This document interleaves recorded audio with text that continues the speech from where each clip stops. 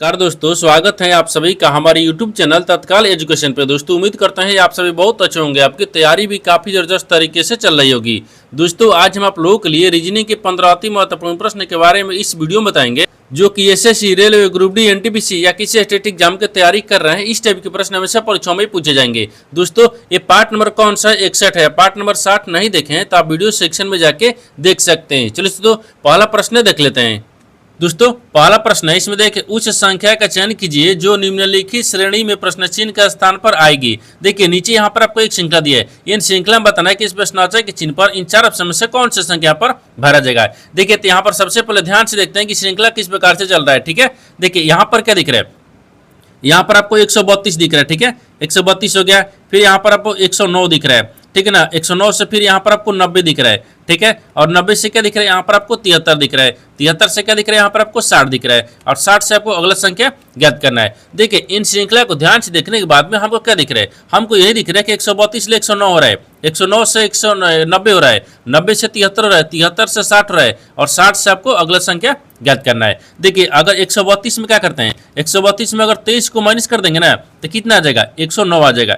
ठीक है, 109 आ जाएगा। अब 109 से क्या लिख रहे हैं, 90 लिख रहे हैं, तो 109 में अगर 19 को माइनस कर लेंगे तो 90 आ जाएगा। अब 90 से क्या लिख रहे हैं, 73 लिख रहे हैं, तो 90 में भी क्या करते हैं, 17 को माइनस कर लेंगे, कितना आ जाएगा, ये 73 आ जाएगा। 73 से क्या लिख रहे हैं, 60 लिख रहे हैं, तो 73 में भी क्या करेंगे ना, 13 को माइनस कर लेंगे तो कितना आ जाएगा, ये 60 आ जाएगा। तो 60 में कौन सी संख्या को माइनस करेंगे, जो अगला संख्या ज्ञात होगा, तो यहाँ पर आपको 11 को माइनस करेंगे, क्योंकि देखिए यानी 23 से 19 से 44 का अंतर दिया है ना, तो यहाँ पर आपको क्या करेंगे, 4 को माइनस कर लेंगे। ठीक ना, अब देखिए यहाँ पर आपको क्या दिख रहा है, तो 11 इसमें माइनस करेंगे तो कितना आ जाएगा, ये आपको 49 आ गया। यानी इस प्रश्नावली के चिन्ह पर कौन सी संख्या भरा जाएगा, 49 हो गया। तो 49 को देखते हैं किस ऑप्शन में दिख रही है, तो ऑप्शन नंबर किस में दिख रहा है, यानी ऑप्शन नंबर ए में दिख रहा है, यानी ऑप्शन नंबर ए आपका सही हो जाएगा। दोस्तों मैं उम्मीद करता हूँ इस प्रश्न को भी आप अच्छे तरह से समझ पाओगे। नेक्स्ट प्रश्न देख लेते हैं।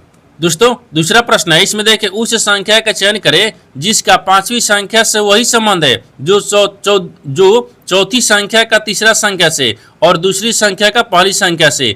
देखिए यहाँ पर पहले प्रश्न समझिए, इसमें बोल रहा है। ठीक है ना, देखिए यहाँ पर क्या बोल रहा है, ये बोल रहा है कि यहाँ पर आपको 7 यानी 7 जो है आपको 42 ले समझते हैं। ठीक है ना, उसी प्रकार से 9 जो यहाँ पर आपको 72 से समझते हैं। ठीक उसी प्रकार से बताना है कि 11 जो है ना इस प्रश्नावली के चिन्ह पर इन चार ऑप्शन में से किसे समित होगा। देखिए यहाँ पर सबसे पहले प्रश्न को समझते इसमें बोल कर है। ठीक ना, देखिए यहाँ पर आपका दिख रहा है 7 से क्या हो रहा है, आपको 42 ले समित है, तो 7 से 42 हो गया। फिर यहाँ पर आपका दिख रहा है 9 दिख रहा है, फिर यहाँ पर आपको 72 हो जाएगा। ठीक है ना, फिर उसी प्रकार से आपको 11 दिया है और यहाँ पर आपको एक प्रश्नावली चिन्ह दिया है। देखिए अगर 7 को क्या करें कि यहाँ पर 42 आ जाएगा, तो 7 6 42 होता है, तो 7 में 6 से गुना कर देंगे 42 आ जाएगा। ठीक है, और 9 से क्या लिख रहे हैं, और 9 से यहाँ पर आपको 72 लिख रहे हैं, तो 8 9 में 72। हाँ 8 में क्या करते हैं, 9 में 8 ले गुना करेंगे तो यहाँ पर कितना आ जाएगा, ये 72 आ गया। ठीक है ना, उसी प्रकार से 11 में कितने से गुना करेंगे, देखिए क्योंकि यहाँ पर 6 के बाद में 2 बढ़ा तो 8 आ गया। अब 8 से 2 बढ़ाएंगे तो कितना करेंगे, 10 ले गुना कर देंगे। जब 11 में 10 ले गुना करेंगे तो 110 आ जाएगा। यानी इस प्रश्नावली चिन्ह पर कौन सी संख्या भरा जाएगा, 110 हो गया है। ठीक ना, तो 110 को देखते हैं किस ऑप्शन में दिख रही है, तो ऑप्शन नंबर यहाँ पर आपको सी में दिख रहा है, यानी ऑप्शन नंबर सी आपका सही हो जाएगा। दोस्तों मैं उम्मीद करता हूँ इस प्रश्न को भी आप अच्छी तरह से समझ पाओगे। नेक्स्ट प्रश्न देख लेते हैं। दोस्तों तीसरा प्रश्न है, इसमें देखिए दिए गए चित्र में कितने समकोण त्रिभुज है। देखिए यहाँ पर आपको एक चित्र दिए, इन चित्र में बताना है कितने समकोण त्रिभुज है। ठीक है ना, देखिए यहाँ पर क्या करिएगा, वीडियो को रोककर खुद अपने आप से बनाने का कोशिश करिएगा और 15 प्रश्न में से अपने कितने प्रश्न सही किए हैं वीडियो को लास्ट में कमेंट में जरूर बताइएगा। और इस चैनल पर पहली बार आए तो चैनल को सब्सक्राइब कर बेल आइकन घंटी को प्रेस जरूर कर लीजिए, क्योंकि सबसे पहले इस तरह क्लास आपको मिलता रहे। देखिए यहाँ पर सबसे पहले ध्यान से देखते ना, इस चित्र में कितने आपको समकोण त्रिभुज दिख रही है। देखिए ये सवाल आपको आरआरबी ग्रुप डी 19/9/2018 में सवाल पूछा गया है। ठीक ना, देखिए यहाँ पर आपको समकोण त्रिभुज यानी तीनों कोना बराबर होना चाहिए, वो आपको समकोण को पूछा है। देखिए यहाँ पर 1 आ गया, देखिए यहाँ पर आपको क्या दिख रहा है, 1 दिख रहा है। ठीक है, 1 के बाद में अगर इसको इधर से रखेंगे ये क्या दिखेगा, 2 दिख गया। देखिए इधर आपको 1 हो गया, इधर यहाँ पर आपको 2 दिख रहा है। ठीक ना, और इसमें कहीं दिख रहा है, हाँ और दिखेगा। देखिए 2 के बाद में फिर इधर से ना रखेंगे, इसको ऐसे रखेंगे, कितना आ गया, ये तीसरा आ गया। अब तीसरा के बाद में देखिए यहाँ से आपको एक ऐसे दिखेगा, समकोण कितना आ गया, ये 4 आ गया, कितना आ गया, 4 आ गया। और इसमें कहीं दिखेगा, नहीं दिखेगा। यानी इस आकृति में ना, यानी इस चित्र में टोटल कितने समकोण त्रिभुज है, तो 4 को दिख रहा है। तो 4 को देखते हैं किस ऑप्शन में दिख रही है, तो ऑप्शन नंबर यहाँ पर आपको बी में दिख रहा है, यानी ऑप्शन नंबर बी आपका सही हो जाएगा। दोस्तों मैं उम्मीद करता हूँ इस प्रश्न को भी आप अच्छी तरह से समझ पाओगे। नेक्स्ट प्रश्न देख लेते हैं। दोस्तों 4 नंबर प्रश्न है, इसमें देखिए एक निश्चित कूट भाषा में यानी BEAK को यहाँ पर आपको 32 यानी नहीं 43 और 92 और यानी पे देखिए यानी रेख है, ठीक है ना, यहाँ पर आपको लिख रहा है 90 41 90 34 के रूप में कूटबद्ध किया जाता है। तो दी गई कूट भाषा में बी का कूट क्या होगा आपको इसी को बताना है। देखिए यहाँ पर सबसे पहले प्रश्न को समझते हैं, इसमें बोल रहा है, ठीक है ना। देखिए यहाँ पर क्या बोल रहा है, ये बोल रहा है कि एक निश्चित कूट भाषा दी है जिसमें यहाँ पर देखिए BEAK को क्या लिख रहा है यानी 43 92 और यहाँ पर RAKF को यहाँ पर क्या लिख रहा है के को क्या लिख रहा है और 90 34 के रूप में कूटबद्ध किया जाता है। उसी कूट भाषा में बताना है कि बी को कैसे लिखा जाएगा। तो सबसे पहले ना यहाँ पर आपको लिखेंगे, ठीक है ना। देखिए BE, ठीक है, ए और के आ गया है, इनको क्या लिख रहा है तो यहाँ पर आपको 43 और 92 लिख रहा है, ठीक है। उसी कूट भाषा में देखिए यहाँ पर रेख को बता रहा है। देखिए यहाँ पर RA, ठीक है ना, KE हो गया, रेख को क्या लिख रहा है और रेख को देखिए ना यहाँ पर आपको 90 और ये 34 लिख रहा है, ठीक है। उसी कूट भाषा में बताना क्या है कि बी को आपको कैसे लिखा जाएगा। देखिए तो बी को क्या लिख रहा है यहाँ पर ध्यान से देखिए। अब इस तरह के प्रश्न में क्या होता है, इस तरह के प्रश्न में देखिए ये आपको अक्षर दिख रहा है, अक्षर में कौन मिलाएंगे, ये आपको संख्या दिख रहा है, संख्या में भी आपको कौन मिलाएंगे, दोनों में क्या करेंगे कौन मिलाएंगे। जब दोनों में आपको कौन मिल जाएगा ना वही आपको आंसर होगा। जैसे देखिए यहाँ पर आपको ई से क्या मिल रहा है, ई मिल रहा है, के से क्या मिल रहा है, के मिल रहा है, ए से ए मिल रहा है, लेकिन यहाँ पर आपको कॉमन दिख गया आर हो गया, यहाँ पर कॉमन बी हो गया। उसी प्रकार से संख्या में रखते हैं। देखिए संख्या में 4 हो गया, 4 हो गया, 3 हो गया, 3 हो गया, 9 हो गया, 9 हो गया, लेकिन इसमें देखिए कॉमन आपको 2 दिख रहा है, इसमें कॉमन 0 दिख रहा है। तो आपसे पूछा क्या है, बी का पूछा है, तो बी का कूट क्या हो जाएगा, यहाँ पर आपको 2 आ गया, ठीक है। बी का कूट क्या हो गया, 2 आ गया। अगर वही आर का पूछता तो आर का 0 होता है, लेकिन हमसे क्या पूछा है यानी बी का पूछा है, तो बी का कूट क्या हो गया, 0 हो गया। तो 0 सॉरी यहाँ पर बी का कूट 2 हो गया। तो 2 को देखते हैं किस ऑप्शन दिख रही है, तो ऑप्शन नंबर यहाँ पर आपको बी में दिख रहा है, यानी ऑप्शन नंबर बी आपका सही हो जाएगा। दोस्तों मैं उम्मीद करता हूँ इस प्रश्न को भी आप अच्छी तरह से समझ पाओगे। नेक्स्ट प्रश्न देख लेते हैं। दोस्तों 5वां प्रश्न है, इसमें देखिए एक घड़ी के घंटे को यानी 6 बार बजने में 9 सेकंड का समय लगता है, उसी दर से घंटे को यानी 10 बार बजने में कितना समय लगेगा। देखिए यहाँ पर सबसे पहले प्रश्न को समझते इसमें बोल कर, ठीक है ना। देखिए यहाँ पर क्या बोल रहा है, ये बोल रहा है ना कि एक घड़ी है, ठीक है, एक घड़ी में यानी घड़ी के घंटे को 6 बार बजने में 9 सेकंड लगता है। एक घड़ी है, एक घड़ी में घंटे में बजने में कितने बार लगता है, तो 6 बार बजने में ना, देखिए 6 बार बजने में ये 9 सेकंड लगता है। तो 6 बार बजने में 9 सेकंड लगता है, ठीक है। तो लगता है तो उसी दर से बताना है कि घंटे को 10 बार बजने में कितना समय लगा है, यानी जब 6 बार बज रहा है तो 9 सेकंड लग रहा है, तो वही बार अगर 10 बार बजेगा ना तो कितना सेकंड लगे, कितना समय लगेगा आपको इसी को बताना था।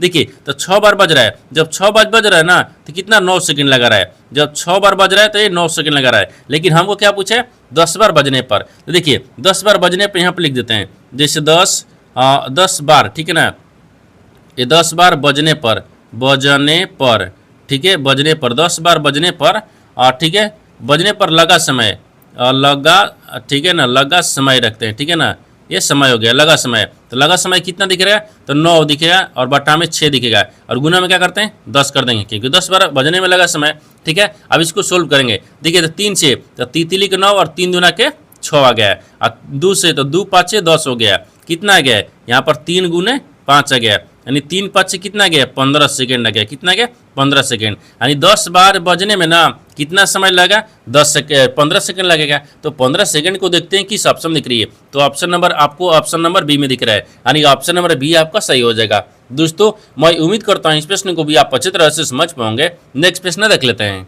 दोस्तों 6वां प्रश्न है, इसमें देखिए यदि किसी विशिष्ट वर्ष में यानी 12 अगस्त को सोमवार था तो उसी वर्ष में 26 सितंबर को कौन सा दिन होगा। देखिए यहाँ पर सबसे पहले प्रश्न को समझते हैं, इसमें बोल कर, ठीक है ना। देखिए यहाँ पर क्या बोल रहा है, ये बोल रहा है ना कि यदि किसी वर्ष यानी किसी विशिष्ट वर्ष में यानी मान लीजिए किसी वर्ष में, ठीक है ना, 12 अगस्त को यहाँ पर सोमवार था, 12 अगस्त को सोमवार था, तो बताना है कि उसी वर्ष में अगर 26 सितंबर को कौन सा दिन होगा, ठीक है ना। इस देखिए सवाल आपको आरआरबी एनटीपीसी स्टेज 2 यानी 16/6/2022 में सवाल पूछा गया है। इसमें जितने प्रश्न लेकर आए सारी किसी ना किसी एग्जाम में पूछा गया है, ठीक ना।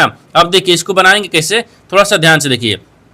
ये बोल रहा है कि किसी विशिष्ट वर्ष में यानी किसी वर्ष में, तो मानते हैं किसी वर्ष में यानी 12 अगस्त से लेकर 26 तक क्या करेंगे यानी कुल विषम दिनों की संख्या निकालेंगे। जैसे देखिए यहाँ पर 12 अगस्त से लेकर और 26 सितंबर तक, तो यहाँ पर आपको 12 ये अगस्त हो गया, ठीक है ना, अगस्त, ये 12 अगस्त दिख रहा है, यानी 12 अगस्त से, ठीक है ना, और 26 यहाँ पर क्या दिख रहा है, 26 सितंबर, ठीक है, सितंबर, ये सितंबर हो गया, 26 सितंबर तक है, ठीक है, यानी तक हो गया, ठीक है ना, तक कुल विषम संख्या, यानी कुल विषम संख्या, कुल दिनों की संख्या लिखेंगे, मान लीजिए दिनों की संख्या लिख देना, ठीक है ना, दिनों की यहाँ पर संख्या हो जाएगा, ठीक है, दिनों की ये संख्या दिख रहा है, ठीक है ना, दिनों की संख्या आ गया, जब दिनों के यहाँ पर आपको संख्या दिखेगा, ठीक है, संख्या हो गया। तो देखिए यहाँ पर 12 अगस्त, जब 12 अगस्त तक ले लिए हैं तो इसमें बचा कितना है, ये 19 दिन बचा है, और 26 में पूछ रहा है तो 26 तो टोटल लेंगे, ठीक है ना, 26 हो गया, इनको जोड़ेंगे,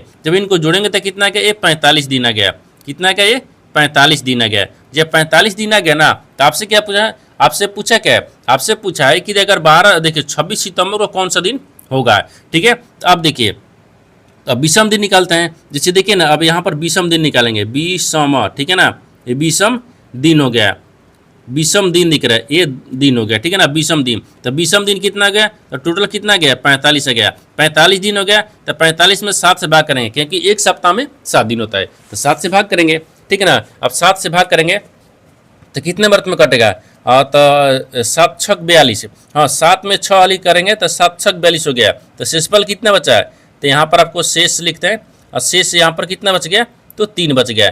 जब शेष 3 बच गया ना तो आपसे पूछा क्या, तो 12 अगस्त में क्यों सोमवार था, तो सोमवार में क्या करेंगे ना, यहाँ पर आपको 3 को जोड़ देंगे। जैसे देखिए जब शेष हो गया तो यहाँ पर आपको सोमवार दिखेगा, ठीक है ना, सोमवार, ये सोमवार हो गया। तो सोमवार में क्या करेंगे, 3 को जोड़ देंगे, सोमवार में 3 को जोड़ेंगे, तो 12 अगस्त में यहाँ पर 12 अगस्त सोमवार को 3 में जोड़ेंगे। जब 3 को सोमवार में जोड़ देंगे तो कितना गया, सोमवार के बाद में मंगलवार, बुधवार, बृहस्पतिवार, यानी इसका मतलब कि गुरुवार, क्या दिखेगा, ये गुरुवार आ जाएगा, ठीक है ना, गुरुवार हो गया, ठीक है, गुरुवार आ जाएगा, कितना क्या, गुरुवार आ गया। तो गुरुवार को देखते हैं किस ऑप्शन दिख रही है, ऑप्शन नंबर किस में दिख रहे हैं, तो यहाँ पर आपको 26 सितंबर, तो देखिए 26 सितंबर को यानी कौन से दिन होगा, तो गुरुवार आ जाएगा। तो गुरुवार ऑप्शन नंबर किस में दिख रहा है, तो ऑप्शन नंबर यहाँ पर आपको डी में दिख रहा है, यानी ऑप्शन नंबर डी आपका सही हो जाएगा। दोस्तों मैं उम्मीद करता हूँ इस प्रश्न को भी आप अच्छी तरह से समझ पाओगे। नेक्स्ट प्रश्न देख लेते हैं। दोस्तों 7वां प्रश्न है, इसमें देखिए नीचे दिए गए विकल्पों में से संबंधित शब्द को चुनिए। देखिए नीचे यहाँ पर आपको एक संबंधित शब्द दिया है, यानी किताब जो ना आपको ज्ञान से समझता है, ठीक उसी प्रकार से बताना है कि फिल्म जो है ना इस प्रश्नवाचक के चिन्ह पर इन 4 ऑप्शन में से किसे सम्मिलित होगा। देखिए यहाँ पर सबसे पहले प्रश्न को समझते इसमें बोल रहा है, ठीक है ना। देखिए यहाँ पर बोल रहा है किताब, किताब से ज्ञान प्राप्त होता है, ठीक है ना, यानी ज्ञान होता है, जैसे किताब से क्या होता है, ज्ञान होता है। उसी प्रकार से फिल्म, फिल्म से क्या होता है, तो निराशा होता है, नहीं होता है, यानी मनोरंजन होता है, यानी होता है, ठीक है ना, मनोरंजन होता है, ठीक है ना। तो किताब से क्या होता है, मनोरंजन होता है, ठीक है ना, मनोरंजन, ठीक है, मनोरंजन होता है। तो जिस प्रकार से यहाँ पर आपको क्या दिख रहा है, यानी किताब से ज्ञान होता है, उसी प्रकार से यहाँ पर आपको फिल्म से क्या होता है, मनोरंजन होता है। तो मनोरंजन ऑप्शन नंबर बी में दिख रहा है, यानी ऑप्शन नंबर बी आपका सही हो जाएगा। दोस्तों मैं उम्मीद करता हूँ इस प्रश्न को भी आप अच्छी तरह से समझ पाओगे। नेक्स्ट प्रश्न देख लेते हैं। दोस्तों 8वां प्रश्न है, इसमें देखिए एक पासे की 3 अलग अलग स्थितियां दिखाई गई हैं, त्रिभुज के विपरीत यानी विपरीत फलक पर आने वाले पैटर्न का चयन कीजिए। देखिए यहाँ पर सबसे पहले प्रश्न को समझते इसमें बोल रहा है, ठीक है ना। देखिए यहाँ पर क्या बोल रहा है, ये बोल रहा है कि एक पासे की 3 अलग अलग स्थितियां दर्शाई गई हैं, यानी त्रिभुज के विपरीत फलक पर आने वाले पैटर्न का चयन करना है। देखिए यानी इसके कहने का मतलब है कि नीचे यहाँ पर आपको एक ही पासे की 3 स्थितियों को दर्शाया गया है, जिसमें यहाँ पर आपको 2 स्थितियों में क्या करेंगे, एक फलक को कौन मिलाएंगे, जहां से कौन मिलेगा वहां से घड़ी की दिशा में चलते हैं। जैसे देखिए एक ही पासे के यहाँ पर 3 स्थितियों को दर्शाया गया है, जिसमें यहाँ पर एक को कौन मिलाएंगे, जैसे ये दूसरा दिख रहा है, ये तीसरा दिख रहा है, ये पहला हो गया, ठीक है ना, ये पहला दिख रहा है। तब देखिए तीसरा, दूसरा में और तीसरा में क्या करेंगे, कौन मिलाएंगे, क्योंकि आपको त्रिभुज को बताना है, ठीक है ना। देखिए तो यहाँ पर आपको एक गोला दिख रहा है, एक गोला दिख रहा है, ये आपको दोनों में स्थिति में क्या दिख रहा है, कौन में दिख रहा है, ठीक है ना। यहाँ से कौन हो गया, तो मान लीजिए ये क्या दिख रहा है, ये बिंदु गोला हो गया, मान लीजिए गोला हो गया, ठीक है ना। इसको यहाँ पर इसके क्या रखते हैं, ये विपरीत हो गया, ठीक है, इसके आपको यहाँ पर भी विपरीत हो गया, ठीक है ना। ये जहाँ से कौन मिलेगा वहाँ से विपरीत हो गया। अब यहाँ पर देखिए जहाँ से मिलेगा ना वहाँ से घड़ी की दिशा में चलते हैं, ठीक है। अब जैसे देखिए यहाँ पर आपको त्रिभुज हो गया, त्रिभुज के बाद में फिर स्टार आ गया, तो यहाँ पर आप क्या रखते हैं, ये त्रिभुज को रखते हैं, फिर यहाँ पर आपको स्टार रखते हैं, इसका भी विपरीत होगा, इसका भी विपरीत होगा, ठीक है ना। तो अब दूसरा में क्या करते हैं, उसी प्रकार से घड़ी की दिशा में चलेंगे, ठीक है ना। देखिए तो यहाँ पर आपको आयत दिखेगा, ठीक है, वर्ग आ गया, फिर इसके बाद में क्या दिखेगा, ये त्रिभुज दिख जाएगा, जैसे त्रिभुज टाइप के दिखेगा, ये इस प्रकार से दिख जाएगा, ठीक है ना। यहाँ पर आपको ये आ गया। अब देखिए आपसे पूछा क्या है, आपसे पूछा है कि देखिए त्रिभुज के विपरीत फलक पर आने वाले पैटर्न का चयन कीजिए। देखिए तो यहाँ पर आपको त्रिभुज दिख रहा है, त्रिभुज कहाँ दिख रहा है, तो ये दिख रहा है, यानी त्रिभुज का विपरीत आपको क्या दिख रहा है, तो त्रिभुज का विपरीत यहाँ पर आपको आयत दिख रहा है, क्या दिख रहा है, आयत हो गया है। तो यहाँ पर आयत आ जाएगा, तो आयत को देखते हैं किस ऑप्शन में दिख रही है, तो ऑप्शन नंबर यहाँ पर आपको बी में दिख रहा है, यानी ऑप्शन नंबर बी आपका सही हो जाएगा। दोस्तों मैं उम्मीद करता हूँ इस प्रश्न को भी आप अच्छी तरह से समझ पाओगे। नेक्स्ट प्रश्न देख लेते हैं।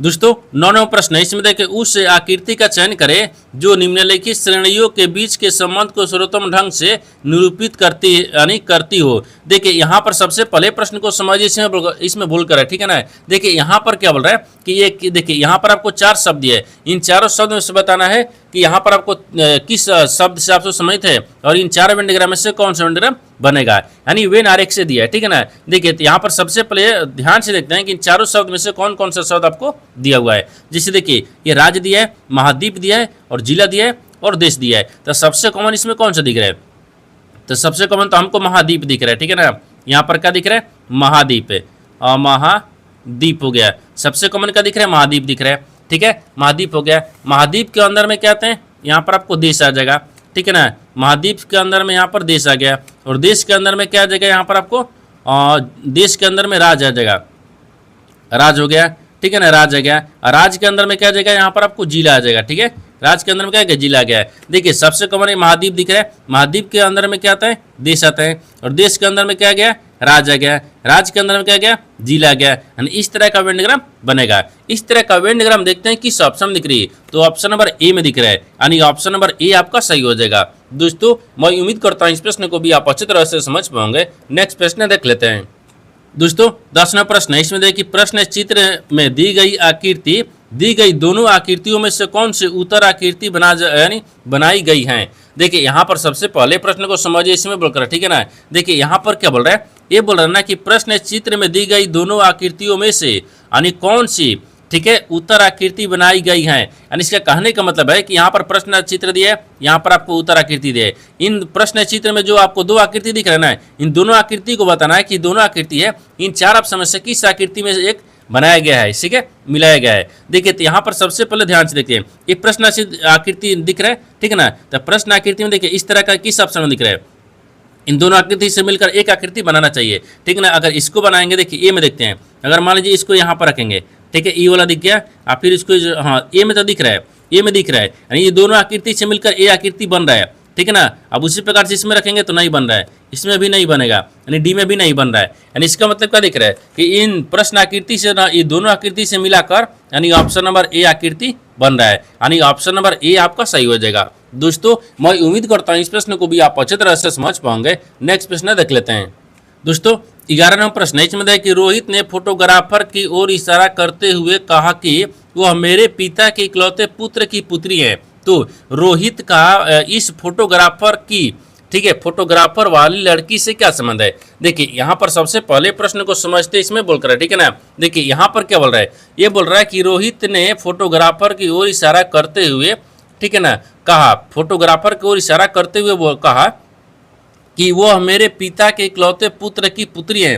तो रोहित ने यानी रोहित का इस फोटोग्राफर वाली लड़की से क्या संबंध है, ठीक है ना। देखिए तो सबसे पहले क्या करते हैं, एक रोहित को रखते हैं, जैसे यहाँ बोल रहा है कि रोहित फोटोग्राफर की ओर इशारा करते हुए, ठीक है ना, कहा, तो मान लीजिए इसको रोहित को रखते हैं, ये रोहित यहाँ पर रखेंगे, ठीक है ना, यानी रोहित हो गया, ये मान लीजिए रोहित हो गया, ठीक है, ये रोहित हो गया। रोहित बोल रहा है कि देखिए रोहित ने एक इशारा करती है फोटोग्राफर की ओर, मान लीजिए यहाँ पर चित्र हो गया, इस चित्र को रखते हैं, ठीक है, यानी चित्र की तरफ इशारा करता है, ठीक है, करते हुए, इशारा करते हुए कहा कि वह मेरे पिता यानी रोहित के पिता, तो यहाँ पर आपको पिता को रखते हैं, ठीक है ना। तो रोहित के पिता, ठीक है, पिता के इकलौते पुत्र है, तो इसके पिता के इकलौते पुत्र रोहित हो गया, ठीक है ना। तो इकलौते,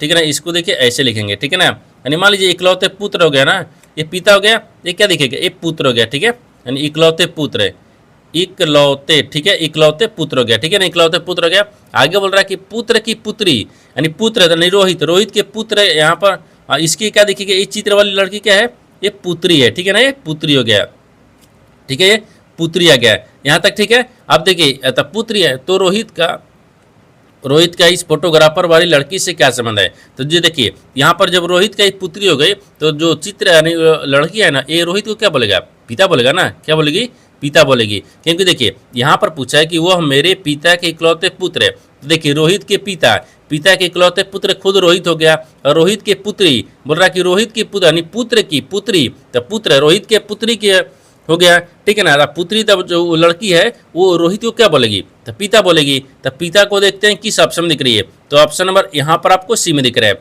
यानी ऑप्शन नंबर सी आपका सही हो जाएगा। दोस्तों मैं उम्मीद करता हूँ इस प्रश्न को भी आप अच्छी तरह से समझ पाओगे। नेक्स्ट प्रश्न देख लेते हैं।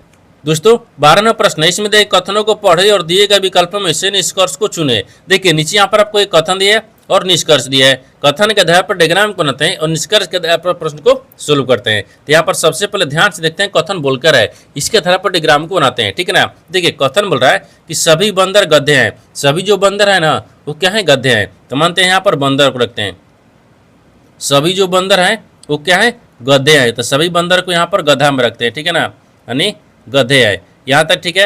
आगे बोल रहा है कि कुछ गधे घोड़े हैं, लेकिन कुछ जो गधा है ना वो क्या है, घोड़े है। ये घोड़े दिख रहे हैं, ठीक है, घोड़े हो गया है। आगे बोल रहा है कि कोई घोड़ा बंदर नहीं है, कोई जो घोड़ा है ना वो बंदर नहीं है, हाँ कोई जो घोड़ा है वो बंदर नहीं है, यहाँ भी ठीक रहे। ये आपको कथन बोल रहा है, कथन के आधार पर डायग्राम को बना दिए, लेकिन निष्कर्ष क्या बोल रहा है, इसके आधार पर ही प्रश्न को सोल्व करेंगे। देखिए निष्कर्ष का आपको यहाँ पर दिख रहा है। निष्कर्ष देखिए पहला बोल रहा है कि कुछ घोड़े बंदर हैं, तो कुछ जो घोड़ा है ना वो बंदर है। तो क्या कुछ घोड़ा यहाँ पर बंदर दिख रहा है, नहीं दिख रहा है, ये गलत बोल रहा है, ठीक है ना। कुछ घोड़ा बंदर नहीं है, ये गलत बोल रहा है। यानी कुछ गधे बंदर नहीं है, बोल रहा है कि कुछ जो गधे हैं ना वो बंदर नहीं है। हमको दिख रहा है कि सारे गधे बंदर है, ये बोल रहा है कि नहीं है, इसका मतलब है सही बोल रहा है, ठीक है ना, ये सही बोल रहा है। दूसरा क्या हो जाएगा, सही हो गया। जब दूसरा सही दिख रहा है तो इसमें किस ऑप्शन दिख रहा है, यानी ऑप्शन नंबर यहाँ पर आपको बी में दिख रहा है, यानी केवल निष्कर्ष टू पालन करता है, यानी ऑप्शन नंबर बी आपका सही हो जाएगा। दोस्तों मैं उम्मीद करता हूँ इस प्रश्न को भी आप अच्छी तरह से समझ पाओगे। नेक्स्ट प्रश्न देख लेते हैं। दोस्तों 13वां प्रश्न है, इसमें देखिए निम्नलिखित प्रश्न में कौन से दो चिन्हों को परस्पर बदलने पर समीकरण संतुलित हो जाएगा। देखिए यहाँ पर सबसे पहले प्रश्न को समझते हैं, इसमें बोलकर है, ठीक है ना। देखिए यहाँ पर क्या बोल रहा है, ये बोल रहा है कि नीचे यहाँ पर आपको एक समीकरण दिया है, इन समीकरणों को यानी समीकरणों को संतुलित करने के लिए इन चार ऑप्शन से कौन से दो चिन्ह को आपस में बदलेंगे जो कि समीकरण सही हो यानी संतुलित हो जाएगा। देखिए ये आपको सवाल RRB JEE यानी 28 से देखिए 6/2019 को ये सवाल पूछा गया है, ठीक ना। अब देखिए इसको कैसे बनाएंगे, यहाँ पर आपको बोल रहा है कि चार ऑप्शन में से कौन सा दो चिन्ह है को बदलने के बाद में समीकरण संतुलित हो जाएगा। तो सबसे पहले क्या करते हैं ना, चिन्ह को बदलते हैं। देखिए अगर पहला को बदल के देखेंगे भागा और माइनस की जगह पर, तो भागा की जगह पर माइनस और माइनस की जगह पर भागा रखते हैं, ठीक है। अब भागा रखेंगे तो 5 दूनी के 10 इधर कट गया, ठीक है। तो मान लीजिए 5 दूनी के 10 कट जाएगा। इधर क्या करेंगे 8 5 40 हो गया, 40 में से मान लीजिए 3 घटाएंगे तो यहाँ पर 37 हो जाएगा, ठीक है ना, 37।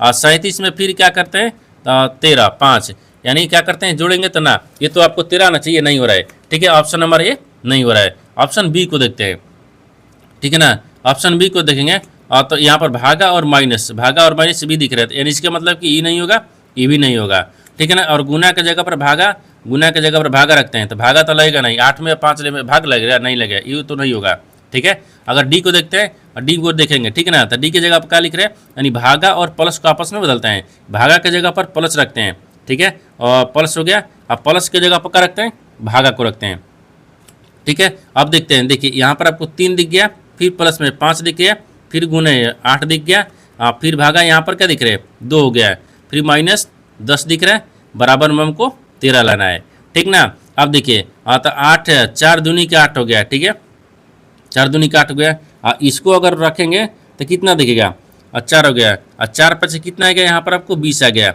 ठीक है। अब 20 में प्लस 3 आ गया, फिर माइनस 10 आ गया, फिर बराबर में 13 आ गया। अब देखिए इसको जोड़ेंगे तो 23 आ गया, ठीक है, 23 माइनस 10 हो गया, बराबर 13 हो गया, ठीक ना। अब देखिए अगर 23 में से 10 को हटाएंगे तो 13 बचेगा, और 13 इधर भी दिया है, देखिए दोनों तरफ आ गया, ये संतुष्ट हो गया, ठीक है ना, संतुष्ट हो गया। तो संतुष्ट किस ऑप्शन से हुआ है, यानी ऑप्शन नंबर डी से हुआ है। ऑप्शन नंबर डी आपका सही हो जाएगा। दोस्तों मैं उम्मीद करता हूँ इस प्रश्न को भी आप अच्छी तरह से समझ पाओगे। नेक्स्ट प्रश्न देख लेते हैं। दोस्तों 14वां प्रश्न है, इसमें देखिए एक बेईमान व्यापारी 250 ग्राम के बजाय 200 ग्राम के गलत वजन का प्रयोग करता है, उसका लाभ प्रतिशत क्या है। देखिए यहाँ पर सबसे पहले प्रश्न को समझते हैं, इसमें बोल कर, ठीक है ना। देखिए यहाँ पर क्या बोल रहा है, ये बोल रहा है कि एक मान लीजिए व्यापारी है, एक व्यापारी, ठीक है ना, बेईमान व्यापारी है जो कि 250 ग्राम के बजाय वो 200 ग्राम का यानी गलत वजन का प्रयोग करता है, ताकि उसका लाभ प्रतिशत कितना है। देखिए जब वो 250 यानी 250 ग्राम का यूज करना चाहिए, वो क्या कितना है 200 ग्राम का है, यानी इसका मतलब कि लाभ कितना होगा 50, ठीक है ना। लाभ कितना हो गया, तो लाभ प्रतिशत बराबर कितना गया 50 ग्राम। अब 50 ग्राम में कितना रखेंगे, यहाँ पर 200 रखेंगे, ठीक है ना। अब गुना को बोल रहा है कि 100% तो 100 रखेंगे, ठीक है। अब 20 से 20, 20 से 20 काट देंगे, तो यहाँ पर 25 दूनी के 50 आ गया, कितना गया ये 25 आ गया, कितना आ गया ये 25% आ गया। तो आप सही बोला, उसका लाभ प्रतिशत कितना हो गया 25%। तो 25% को देखते हैं किस ऑप्शन में दिख रही है, तो ऑप्शन नंबर यहाँ पर आपको डी में दिख रहा है, यानी ऑप्शन नंबर डी आपका सही हो जाएगा। दोस्तों मैं उम्मीद करता हूँ इस प्रश्न को भी आप अच्छी तरह से समझ पाओगे। नेक्स्ट प्रश्न देख लेते हैं।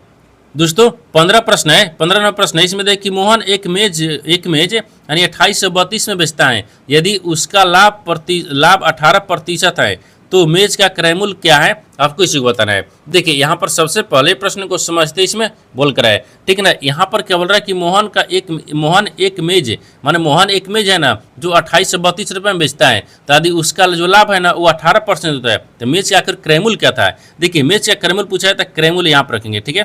क्रय मूल्य हो गया है, ठीक है ना, क्रय मूल्य। तो यहाँ पर क्रय मूल्य कितना दिखेगा, तो टोटल कितना दिख रहा है आपको 2832 दिख रहा है, गुना कितना दिखेगा फिर 100 हो जाएगा, ठीक है। और बटा में कितना रखेंगे 118 रखेंगे, क्योंकि यहाँ पर पूछा है 118% लाभ है, 118 हो गया। इसको क्या करते हैं ना 4 से भाग कर लेते हैं, सॉरी 2 और 4 24 में आ गया, ठीक है। अब इसको क्या करेंगे 2400 आ गया, कितना आ गया ये 2400 आ गया। तो आपसे वही पूछा है उसका क्रय मूल्य कितना था 2400 रुपये, तो 2400 रुपये को देखते हैं किस ऑप्शन में दिख रही है, तो ऑप्शन नंबर यहाँ पर आपको और डी में दिख रहा है, यानी ऑप्शन नंबर डी आपका सही हो जाएगा। दोस्तों मैं उम्मीद करता हूँ इस प्रश्न को भी आप अच्छी तरह से समझ पाओगे। नेक्स्ट वीडियो में मिलते हैं, तब तक जय हिंद। दोस्तों इस चैनल पर पहली बार आए तो चैनल को सब्सक्राइब कर बेल आइकन घंटी को प्रेस जरूर कर लीजिए, क्योंकि सबसे पहले इस तरह क्लास आपको मिलता रहे। और इन सारे प्रश्न का PDF आपको टेलीग्राम पर मिल जाएगा, जो कि इस वीडियो का डिस्क्रिप्शन में लिंक दिया गया है।